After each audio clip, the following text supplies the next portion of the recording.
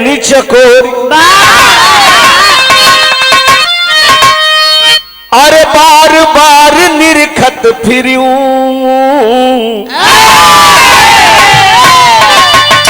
ए भैया गुरु चरणन की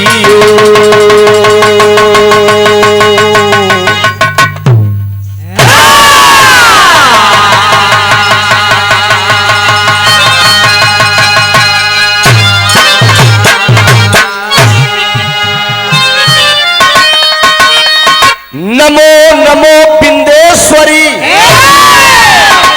अरे मां नमो नमो जगदम, कि अरे भक्त जननी के कार्य हित मां, अब करती कहां विलंब।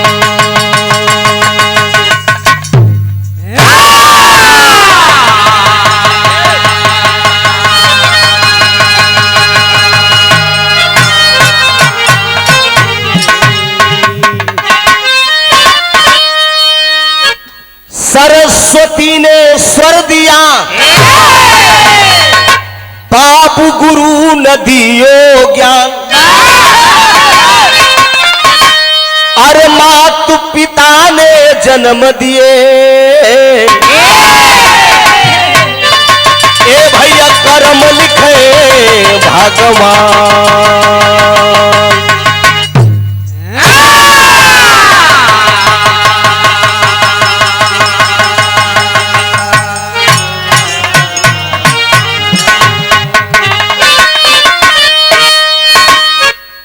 यार अब तेरा सहारा है, अब बना दे बिगड़ा काम,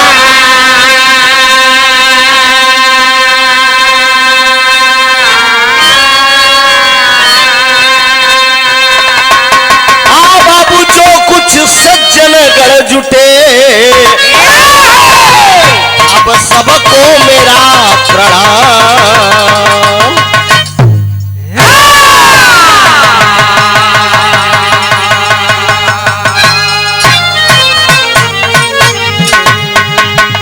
हमें चिंता नहीं उसकी, हमें चिंता नहीं उस,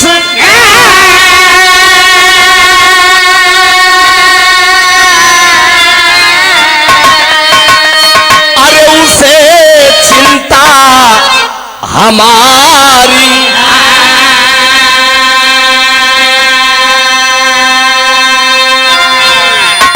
अरे मेरी पतवार का रक्षा, अरे सुदर्शन चक्रधारी है।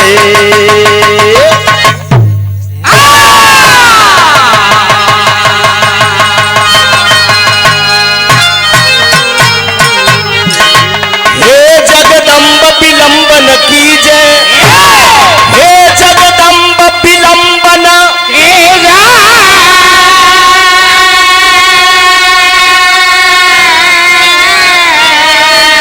अरे सुत है अष्टम दर्शन,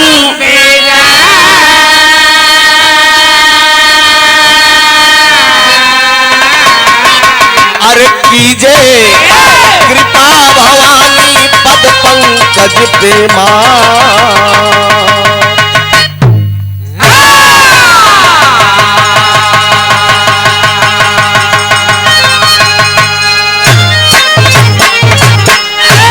कीजे कृपा भवानी पद पंकज पे मां।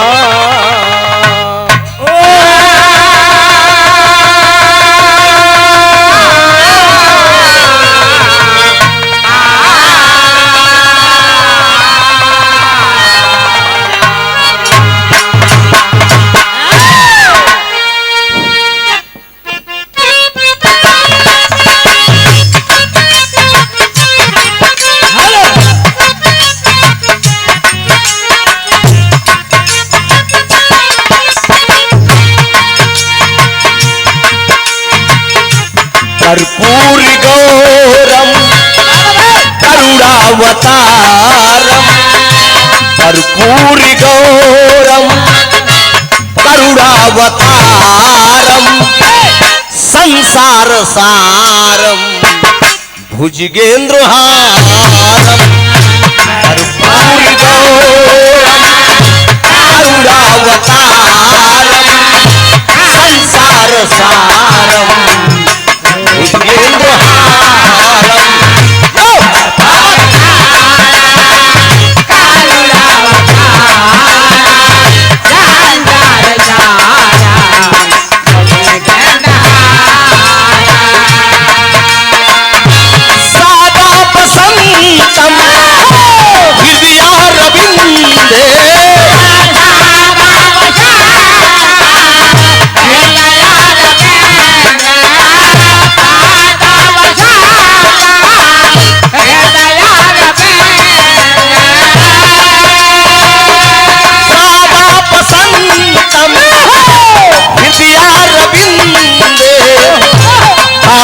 भवानी सहितम नमामि कर्पूरी गौरम करुणावतारम संसार सारम भुजगेंद्र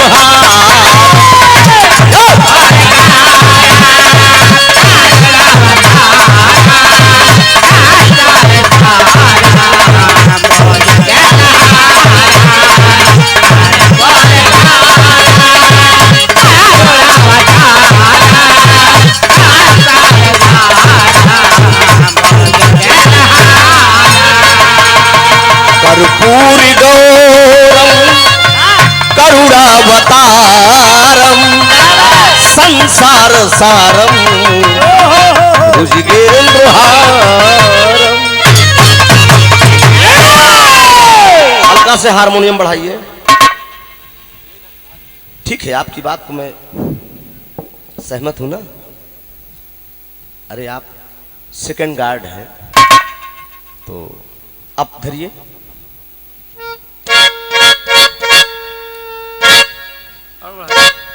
और हल्का से इसमें बेस डाल दीजिए हारमोनियम में।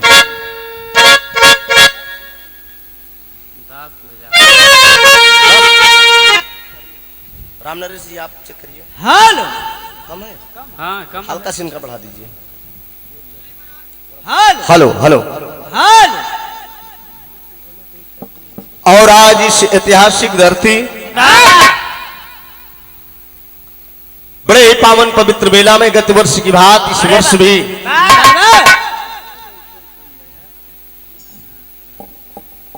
हर जगह पे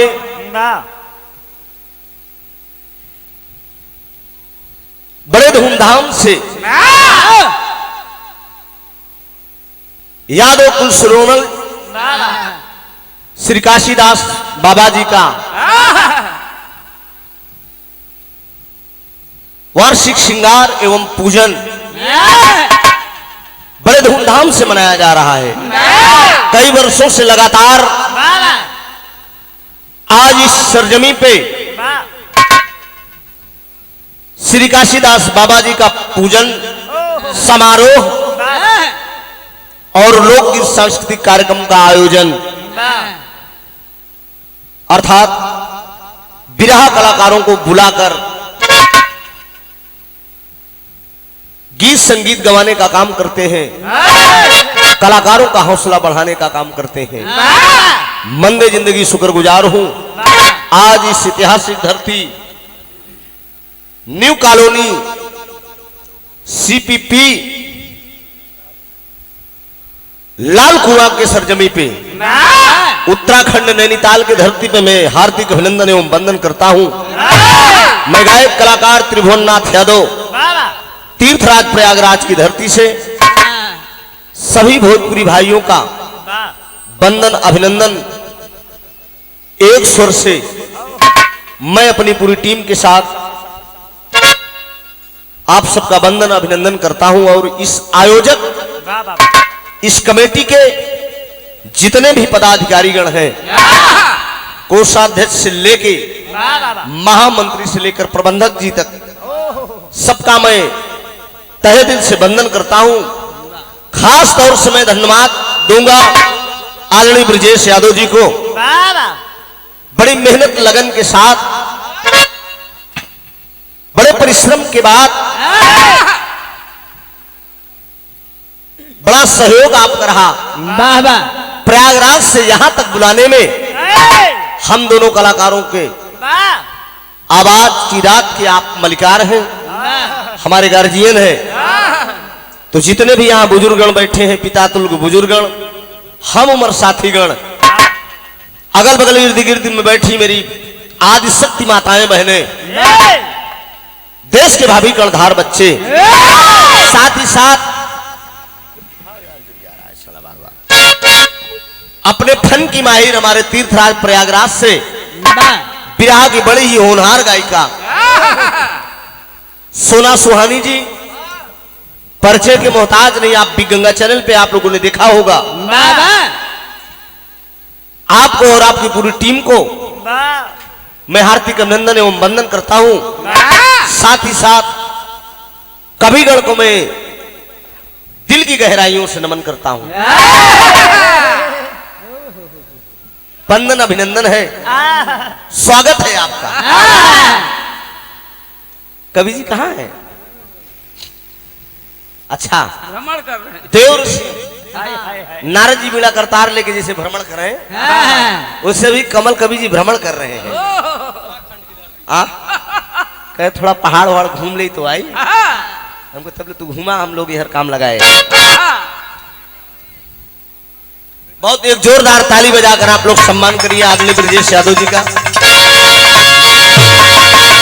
बहुत बढ़िया आपने प्रयास किया, बधाई के पात्र हैं आप, और कार्यक्रम का अंजाम आपने बहुत अच्छा दिया। बड़ी खूबसूरत व्यवस्था आपकी है, आयोजक से लेकर मंच से लेकर साउंड सिस्टम से लेकर पब्लिक तक की व्यवस्था नंबर 1 है। किसी प्रकार की कोई कमी नहीं है। सेवा कबूल करेंगे आप सब, आशीर्वाद में शांति का सहयोग चाहता हूं। अर्थात कार्यक्रम की शुरुआत करता हूं एक ही भगवती के वंदना से। एक मिनट क्षमा चाहूंगा, अध्यक्ष जी को कुछ कहना है। आइए। आज इस पावन पवित्र धरती पे श्री काशीदास बाबा का पूजा आज 20 वर्षों से होते आ रहा है हमारे कमेटी के माध्यम द्वारा।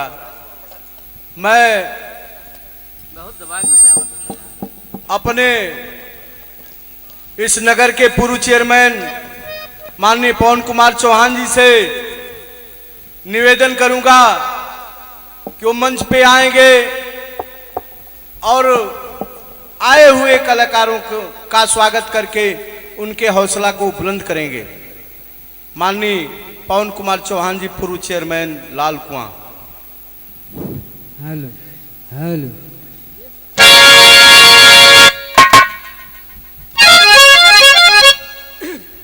Hello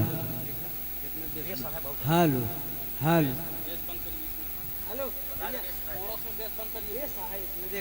hello hello hello, base हटा दीजिए ना, बेस बिल्कुल हटा दी। कोरस से बेस हटाइए। Hello hello. हाँ,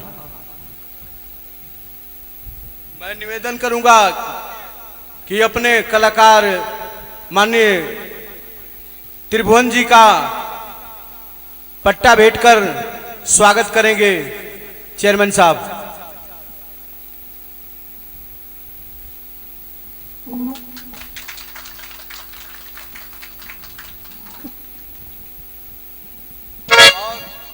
अगले कार्यक्रम में मैं निवेदन करूंगा कि हारमोनियम मास्टर का स्वागत करके पट्टा भेंट करेंगे।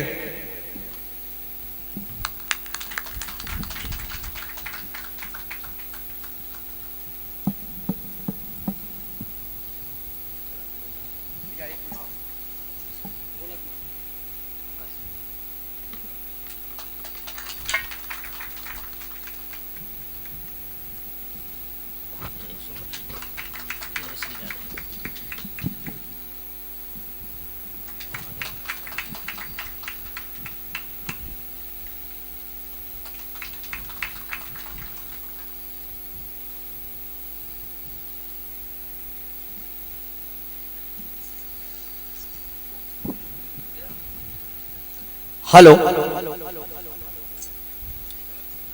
हेलो हेलो हेलो हेलो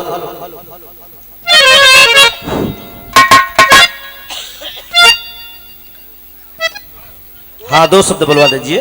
आइए। अरे सर जरूरी है ना।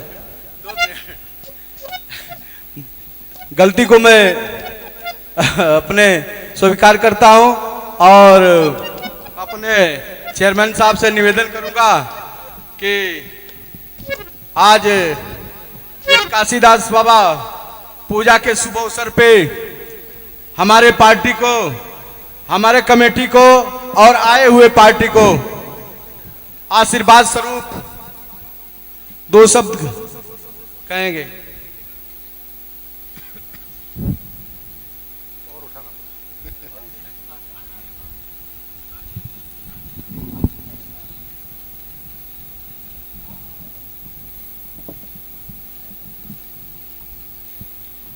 आज के इस दिव्य भव्य कार्यक्रम में इस कमेटी में बाबा काशीदास पूजा समारोह के सम्मानित अध्यक्ष ब्रजेश जी, सभी हमारे कमेटी के सभी पदाधिकारी, सम्मानित पदाधिकारी बंधु, और जो रात भर और दिन भर अपनी मेहनत करके इसमें पूरा सहयोग अपना करते हैं, ऐसे हमारे सारे कार्यकर्ता और युवा साथियों, दूर दराज से विगत 20 वर्षों से 15-20 मेरे याद है कि मैं लगातार आता हूं और देखता हूं। और आजकल तो आपकी कमेटी के द्वारा ऐसे शाम का जो रात का कार्यक्रम है वो सब इतना भव्य और दिव्य होता है, हम लोगों को बहुत पूरा समझ में नहीं आता है, फिर भी यहाँ रात भर बैठने में सुनने में इतना मजा आता है कि आप लगा लीजिए, आप जो ठीक से समझते होंगे उनको कितना अच्छा लगता होगा। हमारे भाई अवनीश त्यागी जी भी पहुंच चुके हैं, जो बहुत मेहनत इसमें कार्यक्रम में करते हैं। सभी मेरे युवा साथी यहाँ बैठे हैं जो पूर्ण रूप से हमेशा मेरे साथ रहते हैं, मैं उनका भी धन्यवाद कर रहा हूं। तार यादव जी दिख रहे हैं, हमारे मां साहब प्रिंसिपल साहब दिख रहे हैं, पांडे जी दिख रहे हैं, सभी लोग हमारे साथीगण और सभी दोनों पार्टियां जो यहाँ आए हैं, इसमें सभी कलाकार पात्र बंधु। मेरा एक निवेदन है कि ये छोटा सा कार्यक्रम नहीं, ये बहुत बड़ा कार्यक्रम है और इस कार्यक्रम को करने के लिए बहुत बड़ी आपको शारीरिक रूप से, मानसिक रूप से और आर्थिक रूप से तैयार होना पड़ता है। हमने बहुत कार्यक्रम किए विगत 35 सालों से, हम ये कार्यक्रम कराने में हैं, कभी कोई कार्यक्रम कभी कोई कार्यक्रम। हमें पता है कि थोड़ा सा धन जुटाना भी कितना मुश्किल होता है, ये आपकी कमेटी ब्रजेश जी के नेतृत्व में ये कर लेती है और सफलतापूर्वक करती है। मैं बधाई देता हूं और आपका सबका धन्यवाद करता हूं। बाबा काशीदास जी की पूजा, चूंकि आप लोग तन से, मन से और धन से यहाँ मनाते हैं, सुनते हैं, रात भर जागरण होता है, इसको देखकर जाते हैं।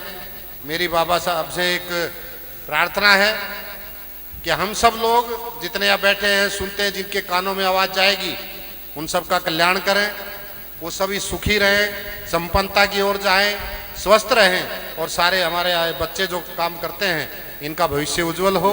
कलाकार पत्र जो इतनी दूर से आए हैं, अपनी कला का, अपने गाने का अन्य प्रदर्शन करेंगे, उनका भी मैं हृदय से स्वागत करता हूं, धन्यवाद करता हूं। और चूंकि कार्यक्रम जल्दी से शुरू हो, इसके लिए मैं आप सबके से पुनः धन्यवाद करते हुए वाणी को विराम देता हूं। सबका बहुत बहुत धन्यवाद। जय उत्तराखंड, जय भारत, जय बाबा काशीदास।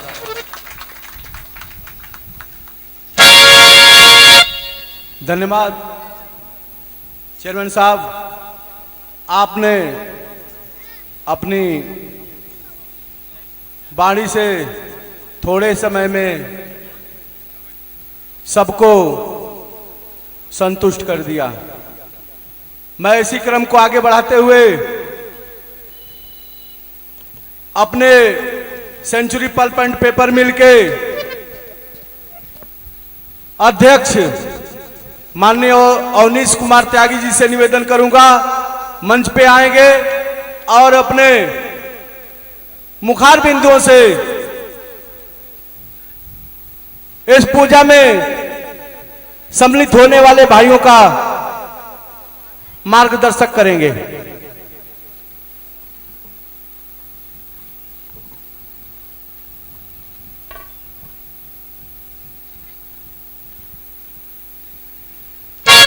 बोलो कालिदास बाबा की बाबा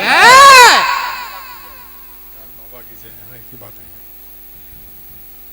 धन्यवाद ब्रजेश जी। साथियों, हमारे बीच में हमारे संरक्षक के रूप में जिनका इस कमेटी को ही नहीं, सेंचुरी पल्प एंड पेपर के समस्त श्रमिकों को उनका आशीर्वाद प्राप्त होता है। हर किसी के साथ कंधे से कंधा मिलाकर हर मजदूर के साथ खड़े रहते हैं हमारे आदरणीय पवन चौहान जी, जिनका हमेशा यहां पर तो रहा ही है 15-20 साल से इस पूजा में, तो अन्य जगह भी अगर किसी सेंचुरी श्रमिक को कोई प्रॉब्लम हुई है तो उसके निवारण के लिए हमारे आदरणीय पूर्व चेयरमैन पवन चौहान जी हमारे साथ में रहे हैं। तो ये हमारा सौभाग्य है, हम इनका स्वागत करते हैं, अभिनंदन करते हैं और इनकी लंबी आयु की हम कामना करते हैं। साथियों, आज ये पूजा का कार्यक्रम जो काशीदास बाबा जी की पूजा के रूप में हम मनाते हैं, इनका बहुत बड़ा आशीर्वाद कम से कम हमारे संगठन के साथ साथ यहाँ जितने भी कॉलोनी में वासी रहते हैं, किसी जाति धर्म के हों, सबको प्राप्त होता है। और हम आपको एक बाबा का करिश्मा बताएं कि हमारे ब्रजेश भाई जो कोरोना से पीड़ित होकर के एक बहुत बुरी अवस्था में आ गए थे, और हम सबका मानना है कि ये भी काशीदास बाबा की ही कृपा रही थी। पवन चौहान जी ने तो दुआएं बाहर से करी और जेब से करी, लेकिन बाबा का आशीर्वाद इनको ऐसा प्राप्त हुआ कि आज हमारे बीच में हैं, हमारे साथ में हैं। तो ऐसे बाबा को हम प्रणाम करते हैं। और जो हमारी जो टीम आई हुई है, ये हमारा बाबा की पूजा के साथ साथ हमारा मनोरंजन बढ़ाती है, इस कॉलोनी में खुशी का माहौल पैदा करती है। हम इनको बधाई देते हैं, इनको शुभकामनाएं देते हैं और यहाँ की जनता से निवेदन करेंगे कि आप लोग इस प्रोग्राम को सुनिए और बाबा की कृपा को ग्रहण करें। आप सभी आए, ये हमारा आपसे निवेदन है, हाथ जोड़कर प्रार्थना है। धन्यवाद। जय सेंचुरी, जय बाबा की। धन्यवाद अध्यक्ष महोदय जी। मैं इसी कड़ी को आगे बढ़ाते हुए मैं अपने राजकीय इंटर कॉलेज के प्रिंसिपल साहब श्री ओपी यादव जी से निवेदन करूंगा, वो भी दो शब्द कह करके हम सबको मार्गदर्शक कर गए।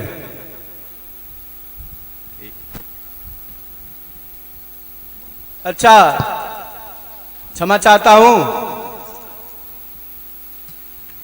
और मैं प्रिंसिपल साहब का धन्यवाद देता हूं कि वो समय को देखते हुए, समय के अभाव को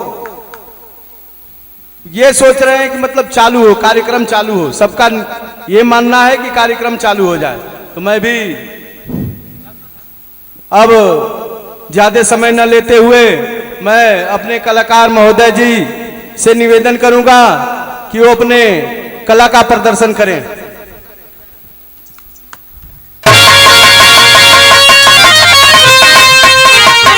हेलो हेलो हेलो बेस बताइए भैया, base base. Hello hello hello, base कम करके इसमें से ट्रबल डालिए थोड़ा सा और बढ़ाइए। हेलो हेलो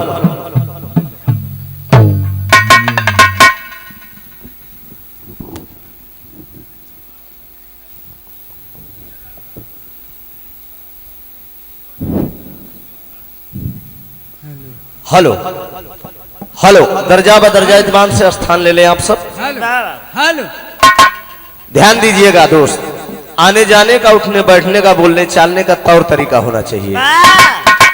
इत्मीनान से स्थान ले ला, किसी को कोई एक स्थान से उठा न सके, ऐसा सुरक्षित स्थान आप सब बना ले। Hello hello hello hello, base खत्म है ना? चलिए आइए। हेलो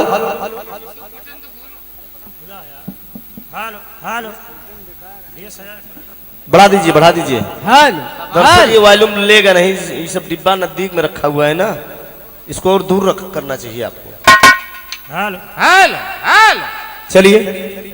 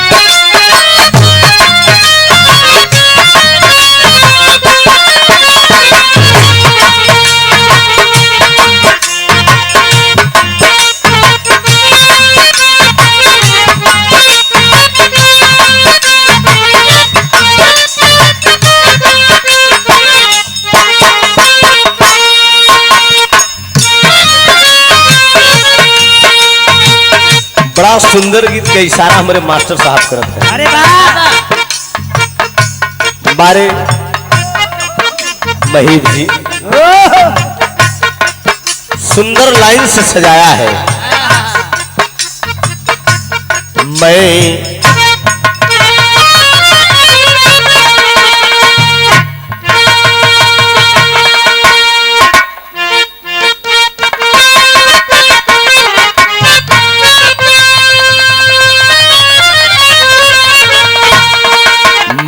टूटी हुई मैं टूटी हुई एक अरे नैया हूँ, मैं टूटी हुई एक अरे नैया हूँ, मुझे चाहे किधर ले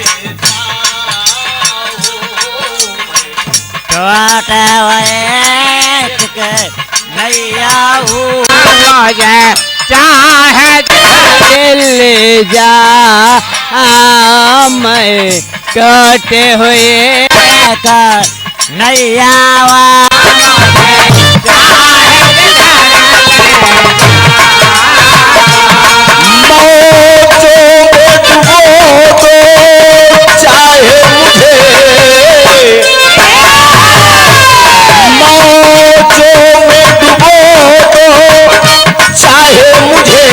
साहिल की नजर दे जाओ, मैं टूटी हुई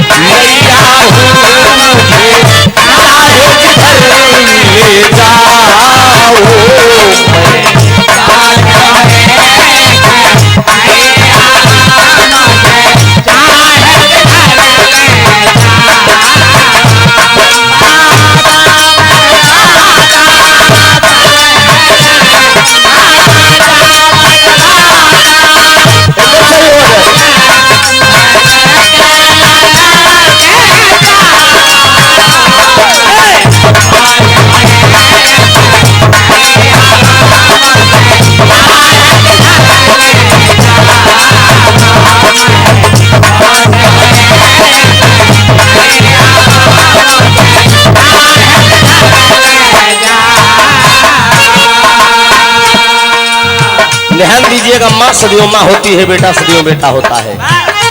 देसी कहावत कही बात है जी, माई के जियरा गाई के पुतवा के जियरा, माँ तो माँ होती है। अभी अभी कार्यक्रम की शुरुआत में एक चुदरी और 501 रुपए से सम्मान किया गया। इस कमेटी के अध्यक्ष आदरणीय ब्रजेश यादव जी के कर कमलों द्वारा हमारी टीम पूरी आपको तहे दिल से वंदन अभिनंदन करती है, स्वागत करती है, सेवा कबूल करेंगे। भक्त मां के दरबार में गया है और कहता क्या है, हे मैहर वाली मैया हो मुझे शीतल स्वर दे जाओ, मैहर वाली मैया हो मुझे शीतल स्वर दे जाओ।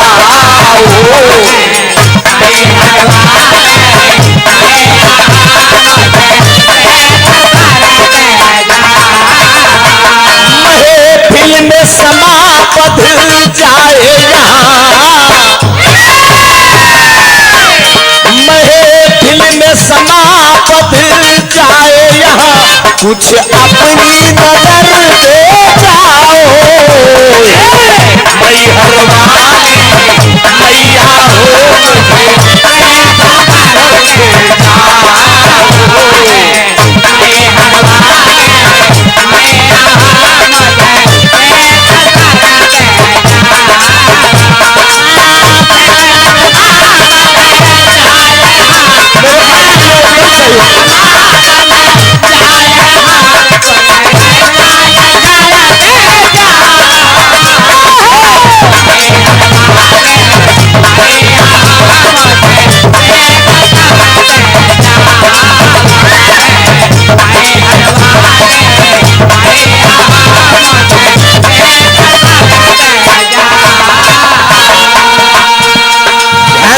दोस्त भक्त कहता क्या है, नादान भी हूँ जान भी हूँगा, नेक तरीका क्या जानूं, जान भी हूँगा नेक तरीका क्या जानूं,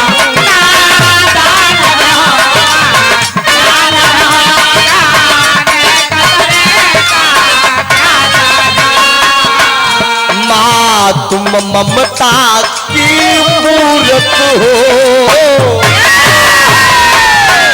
माँ तुम ममता की मूरत हो, सब कुछ मैया तुमको जानूं,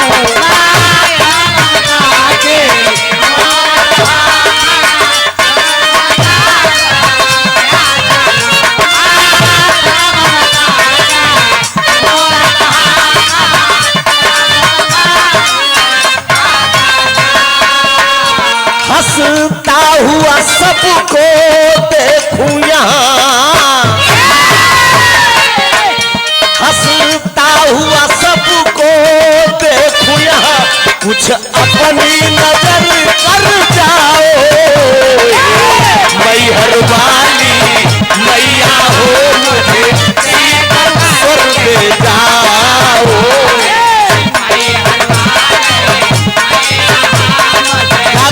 भगवती माई जय हो, जगदम्बे माँ मीरा वाली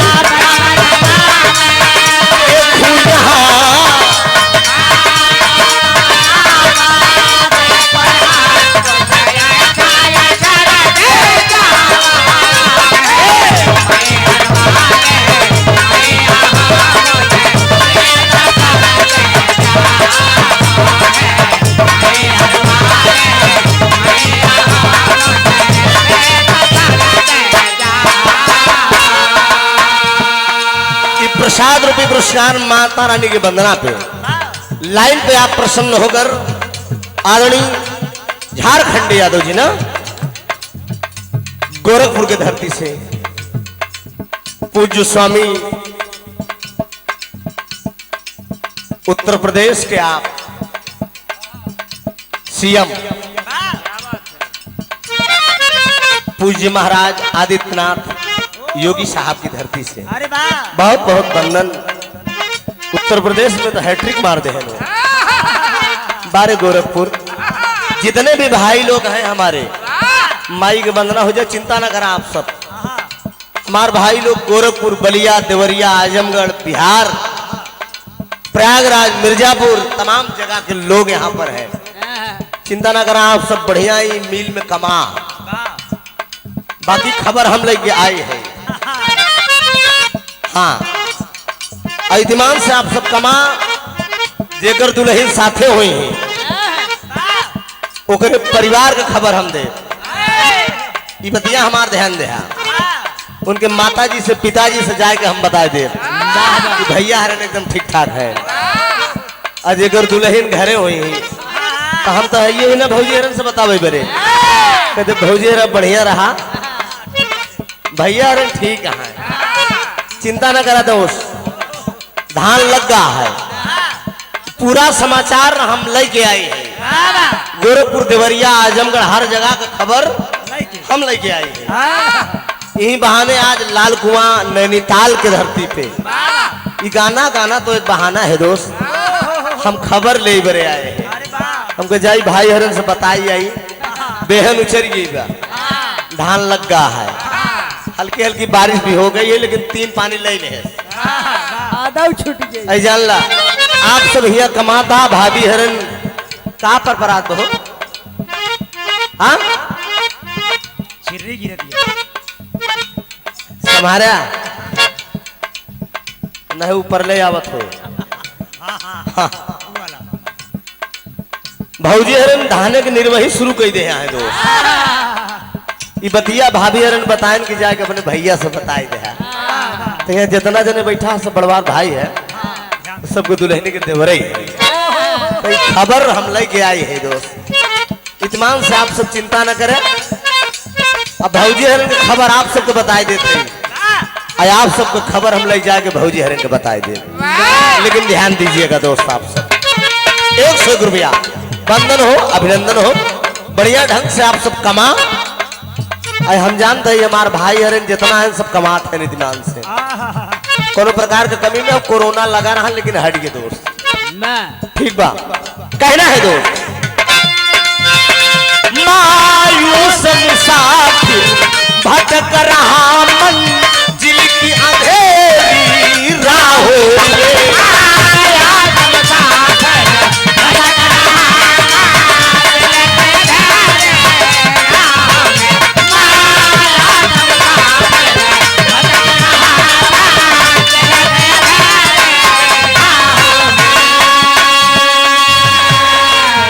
अमरनाथ मिश्रा जी ना भैया का कहना है कि छोटा भाई है, आवे जाए में किराया भाड़ा लगा हुई ना, भैया ढेर लगा है। 100 रुपया थोड़ा थोड़ा अगर मदद करबा तो जातो किरम न हो जाए। हाँ बहुत बहुत अभिनंदन बा। अबे ये तो अरे यार ऐसा न करा, एक बात अमरनाथ भैया ध्यान दे, ये तो अपने छुटके भाई के किराया दे दे, लेकिन सबेरवा भरे में कुछ और दे दे ताकि हम भौजी हरे को कुछ ले जाइए। हाँ हाँ मलकिन हरन के ले जाई कुछ नहीं, कहीं कब रो हमरे पिटुआ के पापा कुछ भेजन नहीं कहा तो कहते पाकरी सवई तो दे रहे तो हर मन से। हाँ ये बतिया हमारा ध्यान दे। 100 रुपया मायूस मुसाफिर भटक रहा मंजिल की अंधेरी राहों में,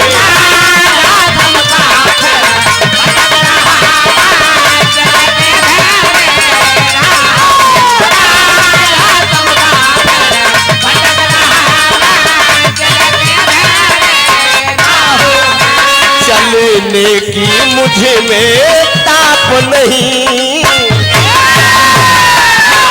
चलने की मुझे में ताप नहीं, माँ आके उठा लो बाहों में।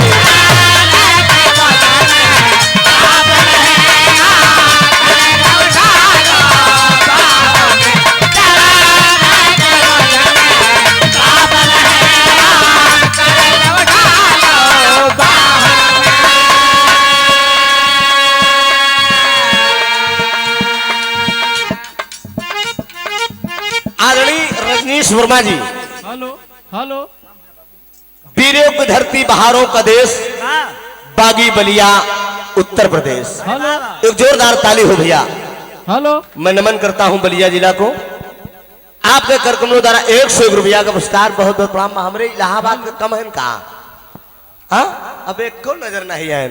इतना बढ़िया खबर हम लेके आई है भौजी हरेन का, कम से कम आवाज जाना। हाँ, बताए दिन ना कि धान लग चुका, 3 पानी ले चुका बा, बारिश कमजोर बा, और भौजी हरेन इस समय धाने के खेते में निर्भय शुरू कर दिए। यहाँ इतनी खबर आप सब कम दे देते, इत्मीनान से कमा, कोई दिक्कत नहीं है।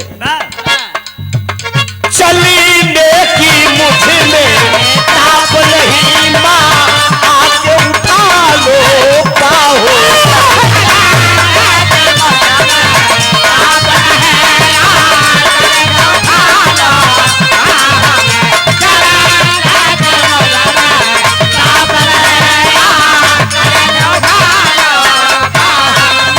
पग पग आलोकित हो मेरा,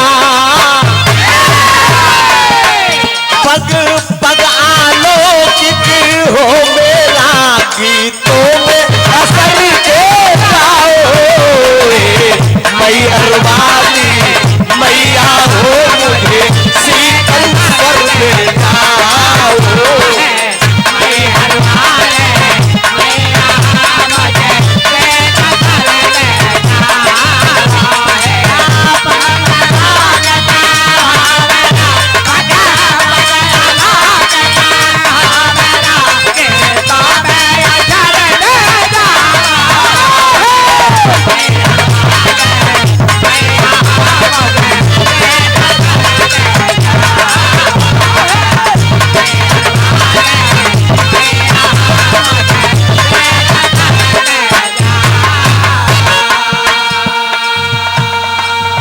हमारे बड़े अजीज मित्र, आप तीर्थराज प्रयागराज के धरती से आप बिरहा के एक नायाब मंच रहा। इलाहाबाद प्रतापपुर करुआडी से आप आदरणीय मंजू मिश्रा जी वीडियो कॉल पर बिरहा सुन रहे हैं। 501 रुपए का पुरस्कार आपने दिया है, इशारा किए 500 को नोट दिखाए ना, कहना हम फोन पे करते हैं। आप हमारा पुरस्कार बोला, बहुत बहुत वंदन, अभिनंदन। कई वर्षों से लगातार आपके मंच पे मैं गाया गाना, चाहे गीता त्यागी हो, चाहे नीतूराज बनारस के हो, कई कलाकारों से आपने कार्यक्रम गवाने का काम किया, चाहे विजय लाल यादव जी हो। बहुत बहुत वंदन, अभिनंदन है। आप वीडियो कॉल पर गीत का आनंद ले रहे हैं दोस्त, बहुत बहुत धन्यवाद। आखिरी लाइन में कलाकार अपने खानदान का परिचय देता है, मैं कहां से गीत संगीत गाने का विद्या प्राप्त किया। कहीं के गईले गुरु हैदर अली, बिरहा का एक अलग नाम रहा दो। बिरहा कलाकारों में एक अलग पहचान रही, एक जात का मुसलमान होके।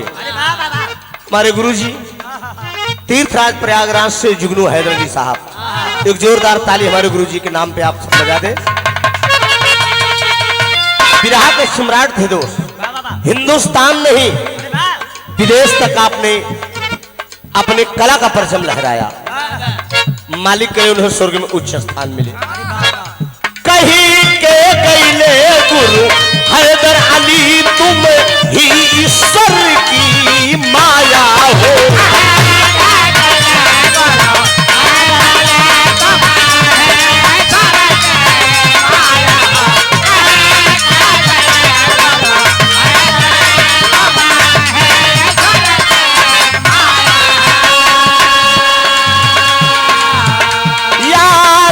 त्रिभुवन के सिर पे मापा वन आंचल की छाया हो।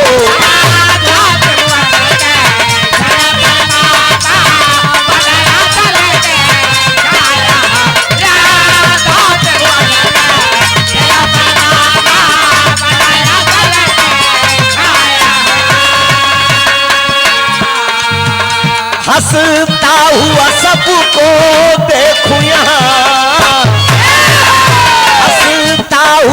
सबको देखो यहाँ कुछ अपनी नजर दे जाओ मैहर वाली मैया हो मुझे शीतल स्वर दे जाओ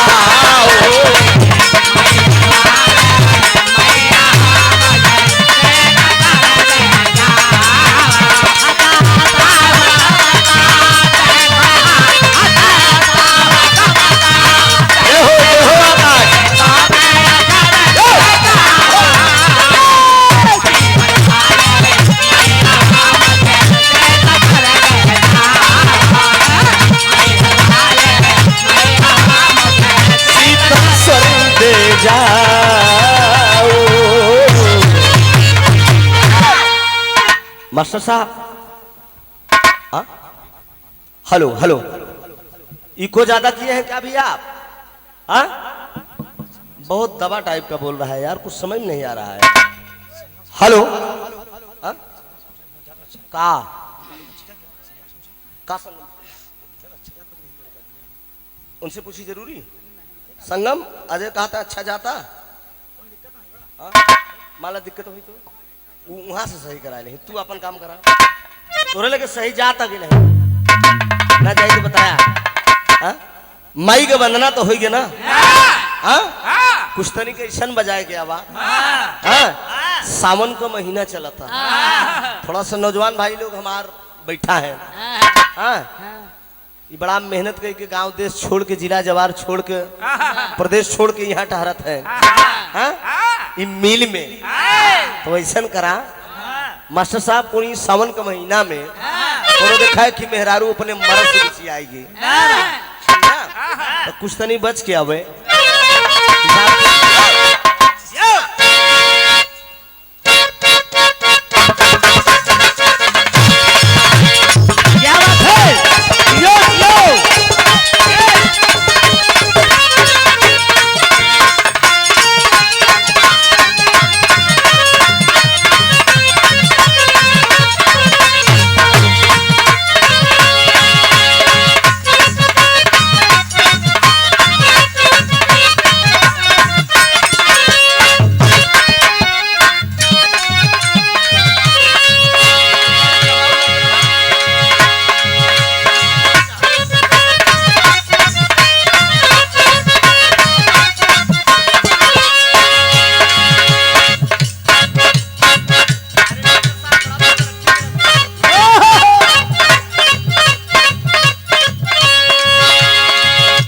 तोहार जोड़ीदार बा बैठा है बैठा रहे जी कमल कवि जी आपके बड़े पुराने साथी हैं भाई हाँ या तो पार्टी में कमल या तो पार्टी में हमारे डॉक्टर साहब माथे पे पसीना ये लोग मेहनत ज्यादा करते कहीं देखिए हर कम जोता करा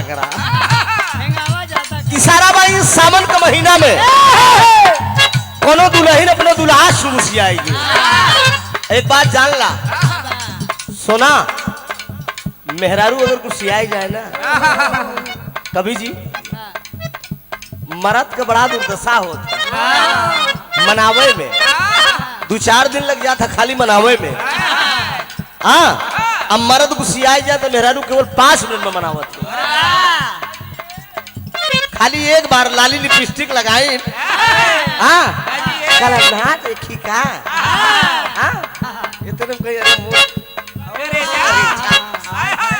एक बार और बोल देते तो मार करे जब फाट जाता हेलो एक बार खाली बोल दे तू बस इशारा करत है भगवान भोलेनाथ माता पार्वती से कहा थे काहे बारू किसी आई आवा झूलू आ झूलाई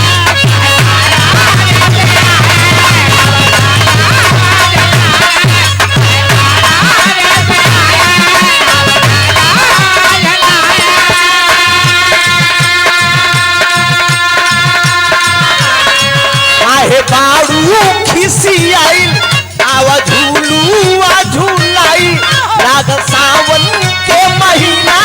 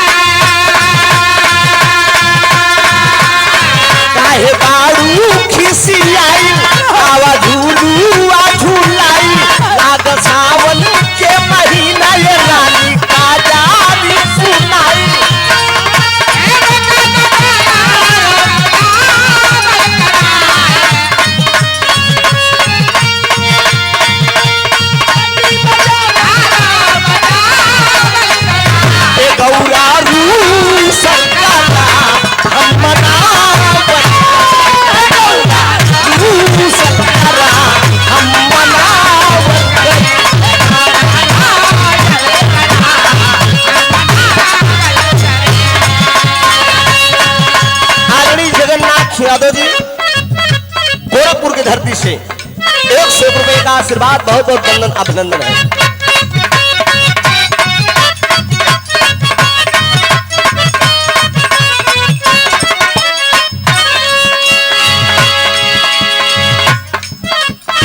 पीसी भंगिया हमरो कर कर है पकलो बाया हो।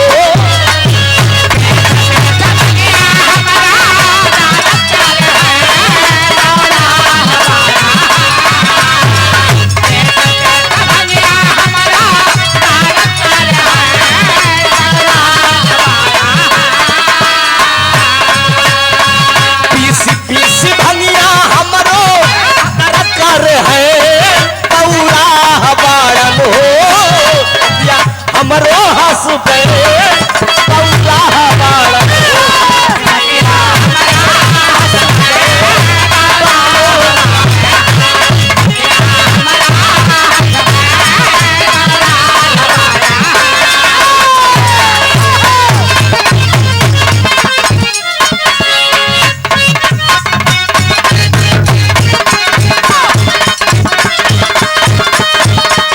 सावन का महीना है, भगवान भोलेनाथ के मंदिर में जाकर दोनों प्राणी विनती करत है। वो का कहत हो, जई से तू दिहला विधला करिया बनवा एक बिटिया उठाई जाना, ओए बिटिया उठाई जाना, आले कन्या बनवा एक बिटिया उठाई जाना।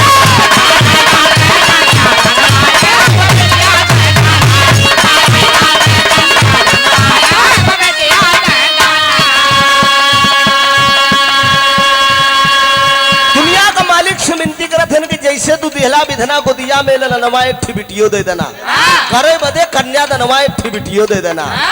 बेटियां इस धरती पे अपना अपना हक लेकर आती हैं, लेकिन बगले में भी प्राणी खड़ा है, वो लोग का कहत हुए, जैसे तू दिहला विधना को दिया में कारी नवा एक ठी बेटा हो जाई जाना, हो एक ठी बेटा हो जाई जाना, हो कारी बादे पिंडा नवा एक ठी बेटा हो जाई जाना।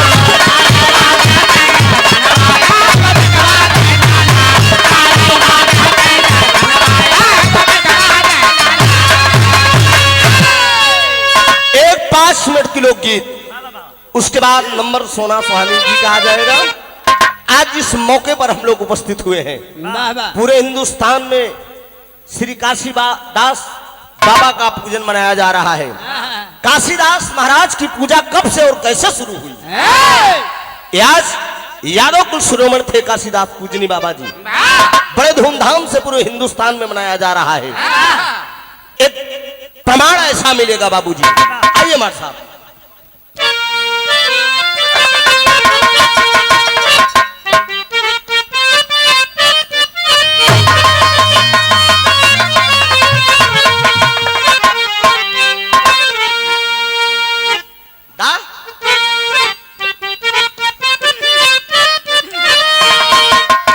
ये कहना बा मथुरा मलिहले अवतार,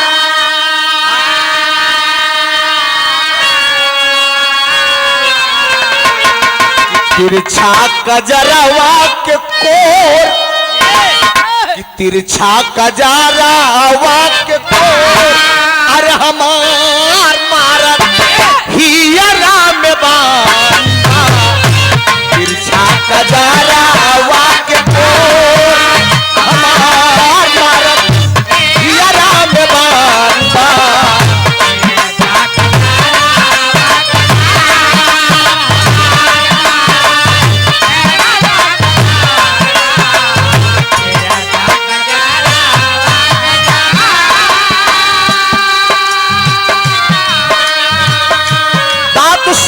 साथियों, श्री काशीदास बाबा के बचपना था, बचपन में माँ बाप दुनिया छोड़कर चले गए।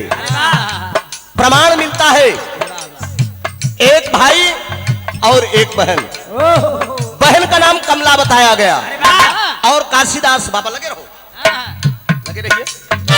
काशीदास बाबा के माँ बाप जब गुजर गए, वो करते क्या थे, कांधा पे लाए बाबा ध्यान,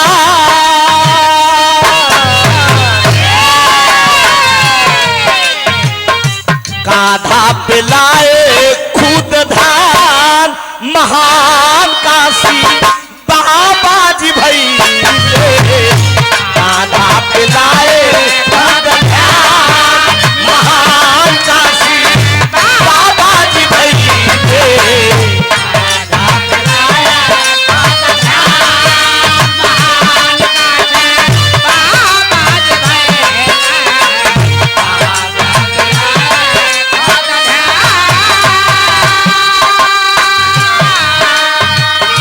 बचपन में मारी गई बाप यौ मतारिया बचपन में मारी गई बाप यौ मतारिया बचपन में मारी गई बाप यौ मतारिया गैया चरावे लगले जंगल के भीतरिया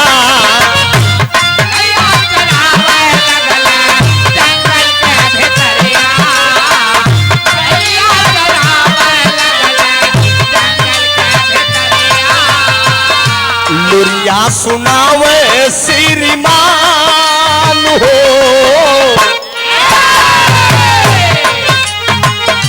लुरिया सुनावे श्रीमान महान काशी बाबा जी भैले लुरिया सुनावे श्रीमान महान काशी बाबा जी भैले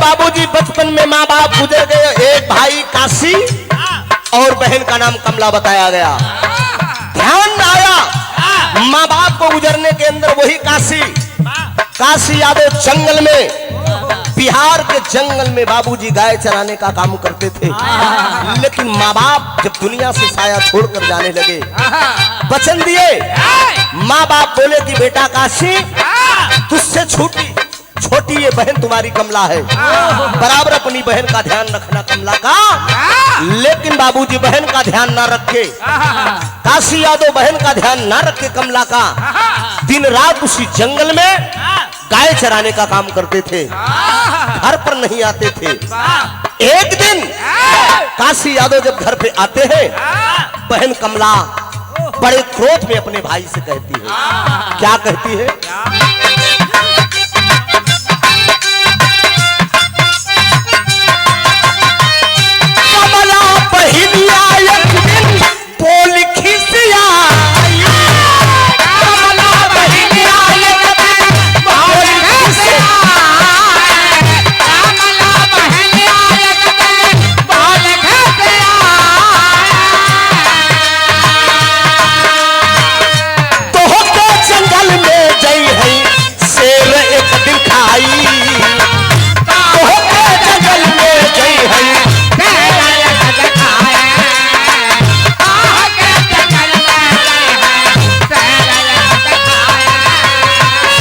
माई बापू स्वर्गादारी मान हो माई बापू स्वर्गादारी मान महान काशी बाबा जी भैले माई बापू स्वर्गादारी मान महान काशी बाबा जी भैले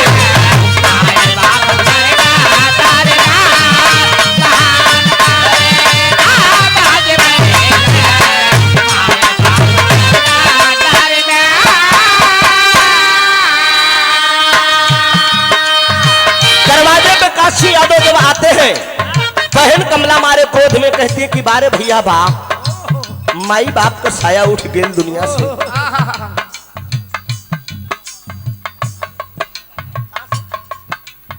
बिहार आदरणीय उमा पासवान जी आप बिहार के धरती से 101 रुपए का आशीर्वाद आपने दिया है मंदे जिंदगी शुक्रगुजार हूं बहन कमला कहती है कि बा भैया बा मेरे माँ बाप आपके हवाले करके गए यही बहन का ख्याल रख रहे हैं आप आए दिन रात आप जंगल में गाय चराते हैं भगवान कन्हैया के ध्यान में मस्त रहते हैं अरे भैया पीहड़ जंगल है, जरूर एक से एक दिन तुझे शेर खा डालेंगे। बहन की बात सुनकर काशी यादव क्रोध में आते हैं, जंगल में चल देते हैं। कहीं कहीं कहीं बात सत्य होती है। आदमी चला जाता है, कीर्ति अमर होती है, सावनी गुजर जाती है, तब जल की कदर होती है। कहीं बात जब सत्य होती है बाबूजी, इंसान को मन में गलानी होती है। हुआ क्या?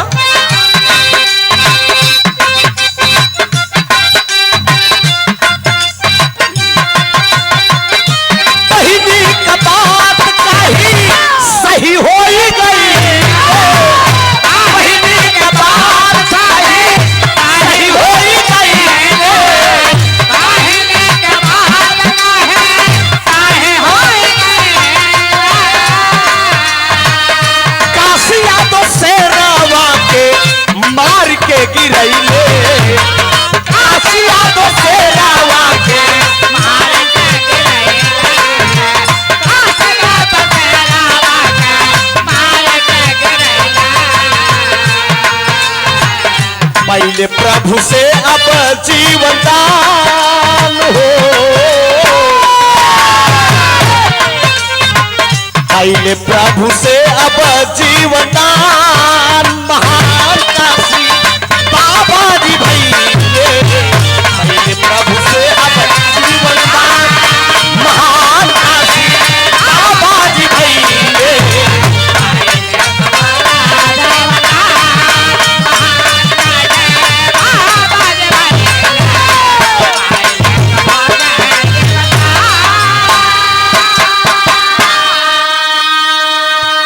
गौर करेंगे बाबूजी, बहन एक दिन काशी यादव घर पे जब आते हैं तो बहन कमला कहती कि भैया जंगल में अगर तू यही तरह से अगर रहबा ना, दिन रात अगर गाय भैंस चरौबा, तो एक दिन तुम्हें शेर खाई नहीं। मारे क्रोध में काशी यादव चल देते हैं बाबूजी, जंगल की तरफ चलते हैं।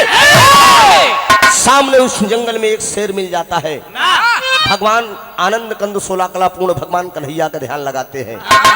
सामने जब शेर आया, उस शेर से काशी यादव लड़ जाते हैं। बिहार के जंगल में मित्रों जब लड़ जाते हैं, मालिक की देन देखे, मुरली मनोहर की छाया देखे। शेर से लड़ने के बाद काशी यादव उस शेर को पछाड़ देते हैं, उसी जंगल में शेर को मार डालते हैं। और जब शेर मर गया तो बहनिया का जब क्रोध शांत हुआ, कमला बहनिया का जब गुस्सा शांत हुआ, तो कमला सोचे लगी ओ हो मैंने अपने भाई को बहुत गलत कह दिया। अगर आज जंगल में मेरे भाई का अगर शेर खा डाया होगा, बहुत पछता रही है बहन। और जब पछताती है बाबूजी, जब गुस्सा कमला का शांत होता है, तो बहन कमला एक काम करती है। काम क्या करती है? डॉक्टर ओम प्रकाश यादव, प्रधानाचार्य राजकीय इंटर कॉलेज खुरिया खता नैनीताल से, आप महोदय की तरफ से 101 रुपए का आशीर्वाद आया है। आदरणीय डॉक्टर साहब की तरफ से सेकंड गार्ड भगवान का रूप है। जिंदगी देने का काम करते हैं आप लोग। हमारे हारमोनियम मास्टर भी डॉक्टर हैं। मौका पर तो सुई लगावत थी। पार्टी में, दोनों पार्टी में मिलाए के एक डॉक्टर है, खाली 2 डॉक्टर हमारे कैमरा मैनो डॉक्टर हैं। हाँ, तो ऐसे कोनो को तबीयत अगर गड़बड़ा जाता तो हल्का से इंजेक्शन मार देती। बहन कमला गुस्सा शांत हुआ तो करती क्या है? हेलो, गुस्सा शांत भइले जाबा कमला ये सोचाली, गुस्सा शांत भइले जाबा कमला ये सोचाली, गुस्सा शांत भइले जाबा कमला ये सोचाली। खाना लेके भाई आके बन में हो गई, खाना लेके भाई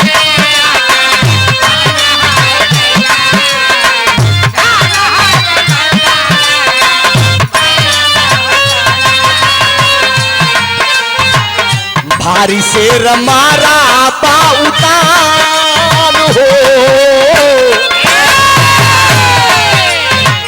भारी शेर मारा पाउतान, महान काशी बाबा जी भैले।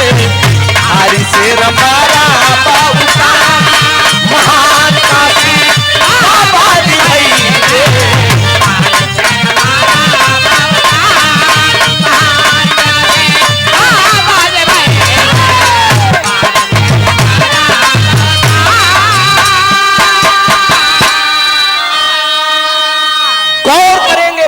आज पूरे हिंदुस्तान में श्री काशीदास बाबा का पूजा हो रहा है, लेकिन मालिक की देन देखे, चमत्कार देखें। उसी जंगल में बहन कमला जब भोजन लेकर अपने भाई काशी को जाती है, उस जंगल में शेर मरा पड़ा हुआ है।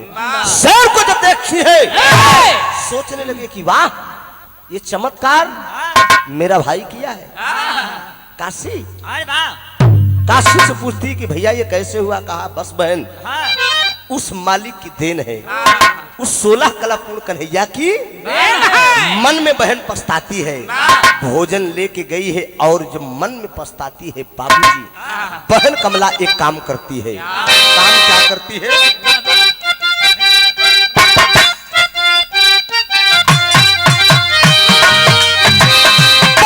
अपने साकती से आग प्रगटा वाली, अपने साकती से आग प्रगटा वाली, अपने साकती से आग प्रगटा वाली।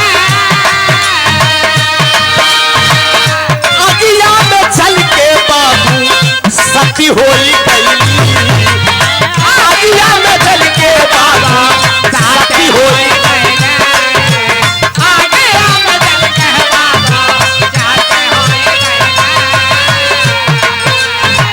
पहली स्वर्गवा के सुना धाम महान काशी बाबा जी भैले, पहली स्वर्गवा के सुना धाम महान काशी बाबा जी भैले।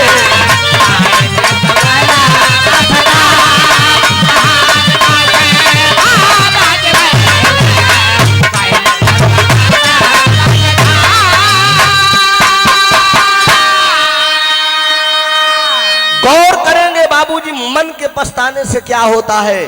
कमला बहन अपने मन में पछताती है कि जिस भाई के लिए मैंने इतना गलत शब्द प्रयोग कर दिया। उसी जंगल के अंदर अपनी माया से, अपनी शक्ति से अग्नि को प्रकट करती है। वो कमला बहन और अग्नि को प्रकट करने के बाद चिता लगवा कर उसी अग्नि में बैठ जाती है। जब अग्नि में वो बैठती है, हेलो, अग्नि में बैठती है, बाबूजी वो जिंदा अग्नि में प्रवेश करके वो जल जाती है। जब जल जाती है तो सीधे मालिक के यहाँ स्वर्ग में स्थान मिला। जब स्वर्ग में स्थान मिला, एक काशी यादव फिर विचार करते हैं मेरी बहन का क्रियाकर्म भी होना चाहिए, लेकिन बारे काशी यादव लौट के दरवाजे पे नहीं आते।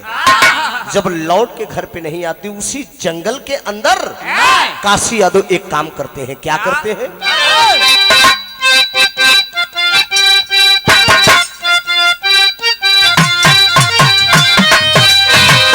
भौरी खीर काशी यादव, भौरी खीर काशी यादव बन में बनावा, भौरी खीर काशी यादव बन में बनावा, भौरी खीर काशी यादव बन में बनावा। काधा के याद करके तुरंत ही बोलवले, काधा के याद करके तुरंत ही बोलवले,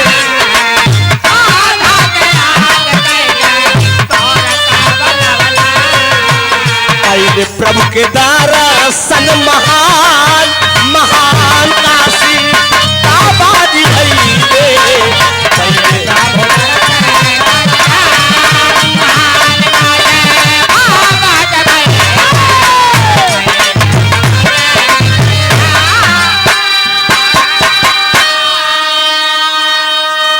गौर करेंगे बाबूजी बहन कमला का दाह संस्कार करने के लिए, तमाम क्रियाकर्म करने के लिए वही काशी यादव उसी जंगल में भौरी और खीर बनाते हैं। भौरी खीर बनाने के बाद कोई भोजन करने वाला नहीं है। आनंद कंद 16 कला पूर्ण भगवान कन्हैया को याद करते हैं। जब भगवान कन्हैया को याद करते हैं, आनंद कंद 16 कला पूर्ण भगवान कन्हैया आकर दर्शन देते हैं। जब दर्शन देते हैं तो धन्य हुए। एक वरदान भगवान कन्हैया ने दिया, जाओ काशी, तेरी पूजा होगी, कलयुग में तेरी पूजा होगी। गौर करेंगे ये कोई काल्पनिक कहानी नहीं है, ये प्रमाणिक कहानी। आज पूरी दुनिया में काशी यादव की पूजा बड़ी धूमधाम से मनाया जा रहा है। खास तौर से बलिया, देवरिया, गोरखपुर में आज भी बहुत धूमधाम से मनाया जाता है। झारखंड यादव जी, आप गोरखपुर की धरती से बहुत समाया का पुरस्कार आपने देकर मेरा सम्मान किया। प्रभावती विद्या पीठ इंटर कॉलेज बलिया के प्रबंधक श्री विद्याशंकर यादव जी, आप महोदय की तरफ से 101 रुपए का आशीर्वाद आया है। मंदे जिंदगी शुक्र गुजार हूं। आशीर्वाद की प्रतीक्षा है। आशीर्वाद में कहना क्या है बाबूजी?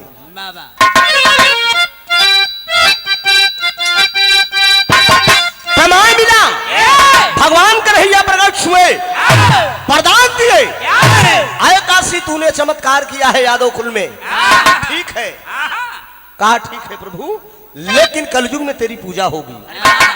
स्थान कहां दिया गया, बताया गया।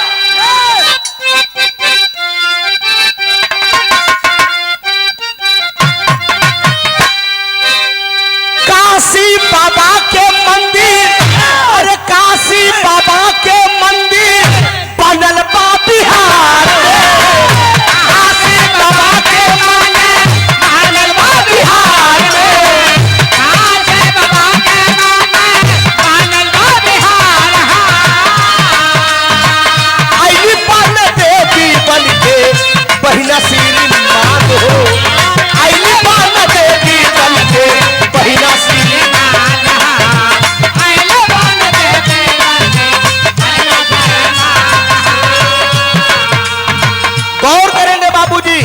काशी यादव की मंदिर आज बिहार में बनी है। पूरे नर नारी पूजा करते हैं। यहाँ तक काशी महाराज लोग आज भी पूजा करते हैं। प्रमाण मिलता है काशी महाराज जेकर ऊपर सवारी लेकर खींच के अगर लाठी से मार देना, वो इंसान संभर नहीं सकता। जेकर ऊपर काशी महाराज प्रकट हो जाए, कराहा में जलता हुआ कड़ू का तेल हो चाहे घी हो, हाथ डाल के जो है पूरी कचौड़ी से निकाल देते हैं। ये प्रमाण मिलता है काशी महाराज की इतना चमत्कार होता है। बिहार में उनकी मंदिर बनी है, तमाम मेला लगता है।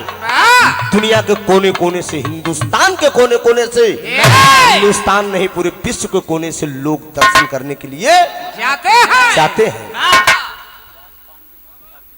आदरणीय व्यास पांडे जी, आप बिहार के धरती से इस लाइन को समझते हुए कि एकदम सच्ची घटना आपने सुनाया। 101 रुपए का पुरस्कार है। मैं मंदे जिंदगी शुक्रगुजार हूं। अशोक यादव जी, आप देवरिया के धरती से 101 रुपए का आशीर्वाद देकर आपने सम्मान किया है। मैं मंदे जिंदगी शुक्रगुजार हूं। बिहार में आज भी काशी यादव की मंदिर बनी है। पूरे विश्व के, दुनिया के कोने कोने से लोग आते हैं अपनी मनोकामना मांगने के लिए, और आज भी मनोकामना पूर्ण होती है। लेकिन जो बहन कमला है, कमला बाबूजी, उनका भी मंदिर काशी यादव के बगल में बनी हुई है। उपन देवी के नाम से प्रसिद्ध है। तो इसीलिए कहना हुआ कि काशी बाबा के मंदिर, काशी बाबा के मंदिर बनल बा बिहार।